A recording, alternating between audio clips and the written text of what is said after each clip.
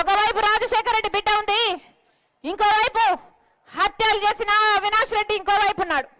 ఒకవైపు న్యాయం ఉంది, ఇంకోవైపు అధికారం ఉంది. ఒకవైపు ధర్మం ఉంది, ఇంకోవైపు డబ్బు ఉంది. మీరు ఏ వైపు నిలబడతారో రాజశేఖర రెడ్డి బిడ్డ మీకు ఎంపీగా కావాలో లేదో మీరే నిర్ణేతలు. నేను మాత్రం చూస్తూ ఈ అన్యాయాన్ని ఇలాగే కొనసాగడం తట్టుకోలేక ఈరోజు పోటీకి నిలబడ్డాను. 5 ఏళ్ళైనా శిక్ష పడలేరు, ఇక ఎప్పుడు శిక్ష పడుతుంది?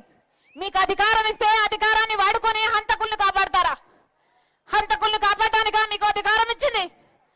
ఇందుకేనా ప్రజలు మీకు నమ్మి ఓటేసింది? మీకు ఎవరు కావాలో మీరు తెచ్చుకోండి. రాజశేఖర రెడ్డి బిడ్డను నేను. పులి కడుపున పులే పుడుతుంది. ఎవరికి భయపడేది కాదు, అన్యాయాన్ని సహించేది కూడా కాదు. మీరు తేల్చుకోండి. మీకు రాజశేఖర రెడ్డి బిడ్డ కావాలో, హత్యలు చేసిన అవినాష్ రెడ్డి కావాలో మీరు తేల్చుకోండి.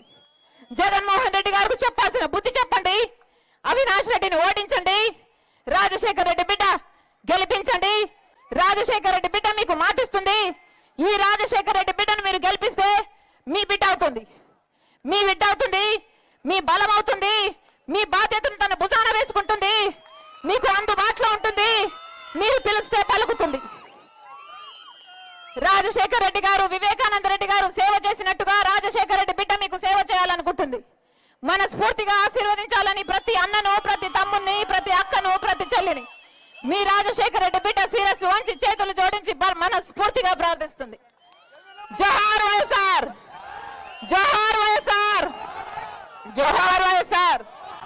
హస్తం గుర్తుకే, హస్తం గుర్తుకే, హస్తం గుర్తుకే, హస్తం గుర్తుకే.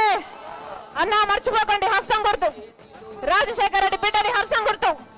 అమ్మా హస్తం గుర్తు. ప్రముఖ శిల్పి చేతిలో